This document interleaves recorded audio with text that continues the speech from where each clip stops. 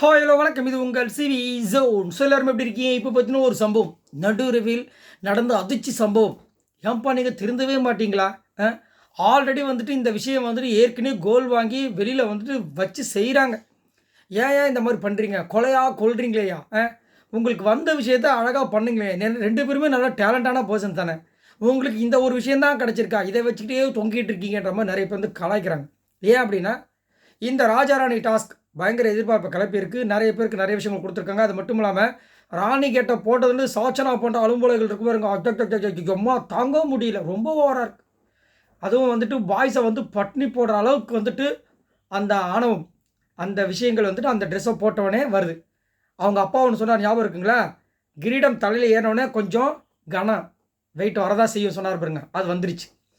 ஒரு சாதாரண கிரீடத்துக்கே அப்படின்னா ராணி மாதிரியே ட்ரெஸ் போட்டால் வரதானே செய்யும். வந்துருச்சுல்ல. இப்போ அப்பா சொன்ன மாதிரி வந்துருச்சுல. இப்போ வந்து அப்பா வந்து பொண்ணை வந்துட்டு சாத்துறோமா வேண்டாமா? இப்போ இங்கே வந்து இன்னொரு விஷயம் நடக்குது. அதாவது எல்லாருமே ஒரு ஒரு பிளானிங் பண்ணுறாங்க. நம்ம இப்படி பண்ணுவோம் கேரக்டரை. ஏன்னா ஏற்கனவே வந்து சுவாரஸ்யம் இல்லைன்னு சொல்லிட்டாங்க அப்படின்னு சொல்லிட்டு ஒருத்தங்க அவங்கவுங்க கேரக்டர் வந்து டிசைன் பண்ணிட்டு இருக்காங்க. நடுவில் ரெண்டு பேர் வந்து ஒரு ஒரு ஒரு புதுவிதமான டிசைன் போடுற மாதிரி நினச்சிக்கிட்டு அரைச்சமாகவே அரைச்சிக்கிட்டு இருக்காங்க. யாருன்னா நம்மளுடைய விஷால் அண்ட் தர்ஷிகா.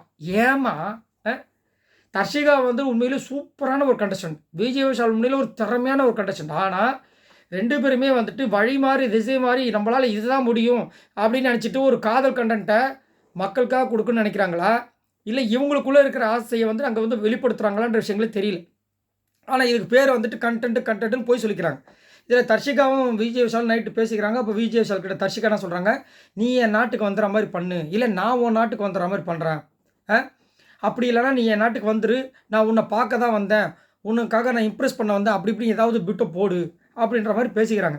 வெளியில் என்ன சொல்கிறாங்கன்னா, எம்மா ஏற்கனவே நீங்கள் வந்துட்டு ரெண்டு பேரும் பேசின விஷயங்கள் அப்படியே கேமரா அங்கே இங்கேன்னு பார்த்து பேசும்போதே எங்களுக்கு காண்டாகி போச்சு. இது ஃபுல் அண்ட் ஃபுல் கண்டென்ட் மாதிரியே இருக்குன்னு. இப்போ இது தேவையா? இதில் வேறு வந்துட்டு இந்த ஸ்கூல் டாஸ்கில் வந்து உருகி உருகி லவ் பண்ண லெட்டர் எழுதுறேன்னு சொன்னீங்க. கடைசியில் புஷ்ஷுன்னு போச்சு. விஷால்கிட்டே என்ன சொல்லிட்டாங்க, கடைசியில் நான் சும்மா பேசிகிட்டு இருந்தேன், ஜாக்லேருந்து உங்ககிட்ட வந்து சொல்லிட்டான்ட்டாங்க. இப்படியும் சொல்கிறாங்க, அப்படியும் சொல்கிறாங்க, இருக்குன்னு சொல்கிறாங்க, இல்லைன்னு சொல்கிறாங்க. நிறைய பேருக்கு வந்து இதை பார்த்து பார்த்து மண்டை பிச்சு போய் மண்டையில் வெறும் 4 முடி தான் இருக்குது மக்களே. நல்ல வேலை நான் மண்டையை பிச்சுக்கலப்பா. ஏன்னா எனக்கு வந்து பிச்சு பிச்சு பழக்கமாகி போச்சு. முடி ஸ்ட்ராங் ஆகிடுச்சு. அது ஒரு அக்கு ப்ரெஷர் மாதிரி ஆகிப்போச்சு. சரி, நீங்கள் உங்களோட கருத்துக்களை சொல்லுங்கள். உண்மையிலே வந்துட்டு இவங்க இந்த மாதிரி பண்ணுற விஷயங்களால் உண்மையிலே லவ் பண்ணுறவங்களுக்கே வந்து அங்கே ஒரு இதுவே இல்லாமல் போயிடுது.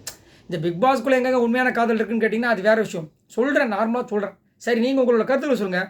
உண்மையிலேயே உங்கள் ரெண்டு பேரோட அந்த ஜோடி பார்க்கறதுக்கு அவ்வளோ க்யூட்டாக இருக்குது. மறக்காமல் கமெண்ட்ஸ் பண்ணுங்கள். நீங்கள் இவங்க ரெண்டு பேரில் ஓட்டு போடணும் அப்படின்னா நீங்கள் யாருக்கு ஓட் பண்ணுவீங்க? மறக்காமல் இந்த வீடியோக்கு லைக் தட்டி விடுங்க. மறக்காமல் நம்ம சேனலை சப்ஸ்கிரைப் பண்ணுங்கள். பாய் நண்பர்களே.